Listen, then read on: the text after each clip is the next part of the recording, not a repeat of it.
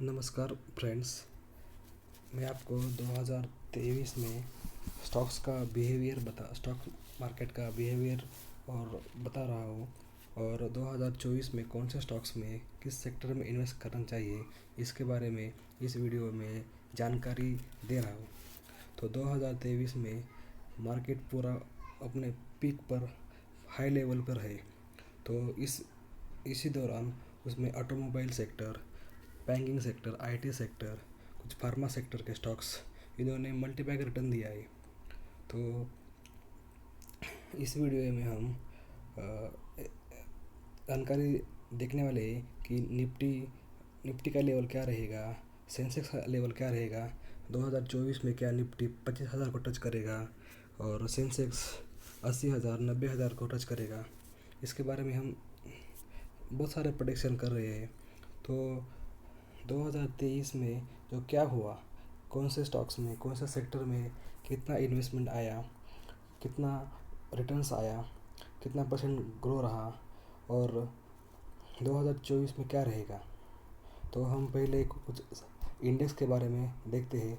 उसमें कुछ स्टॉक्स देखेंगे, लार्ज कैप, कुछ मिड कैप, कुछ स्मॉल कैप स्टॉक्स के बारे में जानकारी ले लेंगे। 2023 में निफ्टी 50 का क्या ट्रेंड रहा है उसके बारे में भी देखेंगे। बीएसई सेंसेक्स का ट्रेंड क्या रहा है उसके बारे में देखेंगे। बीएसई स्मॉल कैप, उसका भी क्या रिटर्न आया है उसके बारे में देखेंगे। अभी हमें ये सब कुछ स्टॉक्स है, उसका 2023 का रिटर्न कैसा आया उसके बारे में मैं आगे वीडियो में जानकारी दे दूंगा। अभी ये निफ्टी का इंडेक्स है, निफ्टी 50 का। इसका ट्रेंड पूरे साल में ग्रोइंग ही रहा है और उसमें 2023 में 20% का रिटर्न दिया है। बीएसई सेंसेक्स का भी ऐसा ही हाल है, उसमें 18.82 का रिटर्न दिया है। और बीएसई सेंसेक्स का जो रिटर्न है वो 48% है। मतलब जो जितना स्मॉल कैप में रिटर्न आया है वो बीएसई सेंसेक्स और निफ्टी 50 के लगभग दुगना है।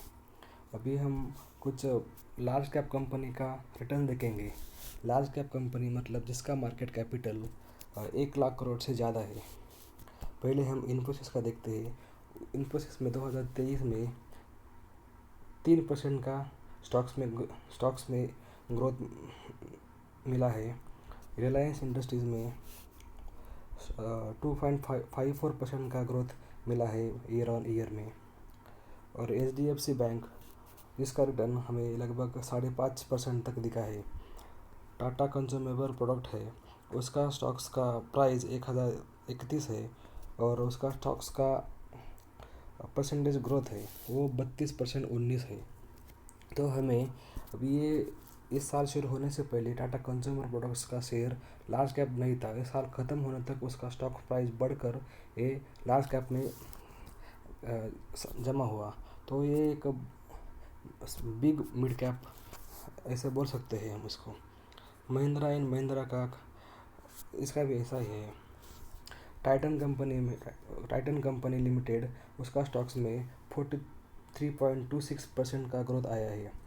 महिंद्रा में उसका पिछले साल में उसका स्टॉक्स की प्राइस लगभग 1315-1400 तक था। तो इसमें इस साल में बढ़कर उसका रिटर्न 36.54% हुआ है। अभी एचबीएल पावर सिस्टम, ये स्टॉक्स आता है स्मॉल कैप में। स्मॉल कैप में एचबीएल पावर सेक्टर ने बहुत ही आउट परफॉर्मिंग रिजल्ट दिया है। 2023 में इसी स्टॉक्स में लगभग 330% का रिटर्न मिला है। एचबीएल पावर सेक्टर एक बैटरी बनाने वाली कंपनी है। उसका बैटरी बनाने में उसका बहुत सा अच्छा योगदान है और इसका स्टॉक्स अलग ईयर ऑन ईयर अच्छा रिटर्न दे रहा है। बीसीएल इंडस्ट्रीज़ का स्टॉक्स में भी 100% का रिटर्न दिया है। और ये बीएसई स्मॉल कैप के जो इंडेक्स है, इंडेक्स के डबल रिटर्न इसमें मिला है। इंडेक्स का रिटर्न 48% है और इसका रिटर्न है 100%। अवंतिल लिमिटेड का रिटर्न 349% है।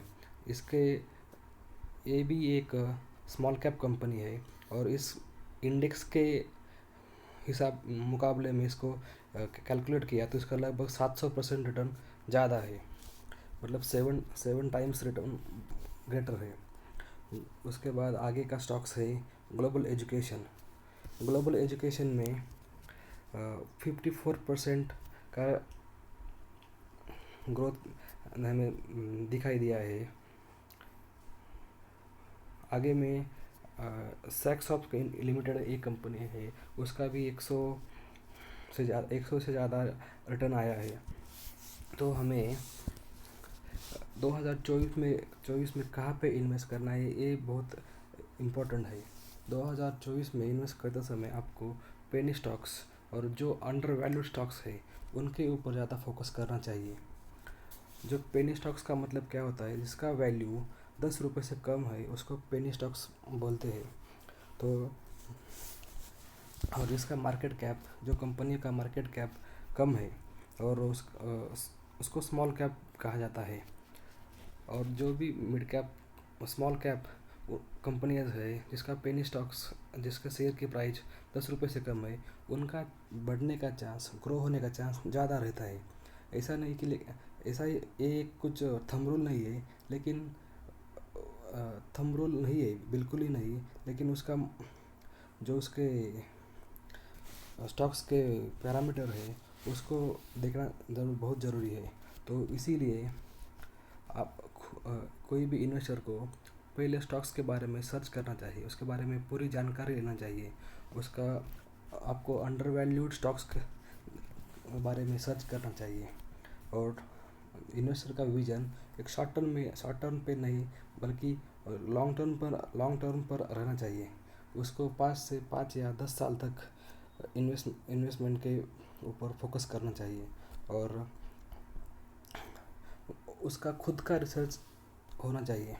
और ऐसा किया तो आप मार्केट से 2024 में अच्छा खासा मुनाफा मिला सकते हैं। तो इस वीडियो में हमने जानकारी ले ली कि 2024 में कौन से स्टॉक्स में इन्वेस्ट करना है। और इसमें एक इम्पोर्टेंट पॉइंट ये है, जो भी कंपनी उसका मार्केट कैप कम है और उसका स्टॉक प्राइस अंडर वैल्यूड है, फेस वैल्यू अच्छा है, उसका ईयर ऑन ईयर प्रॉफिट अच्छा है, खुद के रिसर्च पे इन्वेस्टमेंट की एक लॉन्ग टर्म स्ट्रेटेजी और अंडर वैल्यूड स्टॉक्स के ऊपर काम कर जानकारी लेकर उसके अंदर फिर आप इन्वेस्ट कर सकते हो। इसमें जो स्टॉक्स में इन्वेस्ट करने के लिए कहा है, जिस सेक्टर में इन्वेस्ट करने के लिए कहा है, ये सिर्फ एक एजुकेशनल पर्पज़ के लिए वीडियो जानकारी दी है। तो आज के वीडियो में इतना ही। नमस्कार।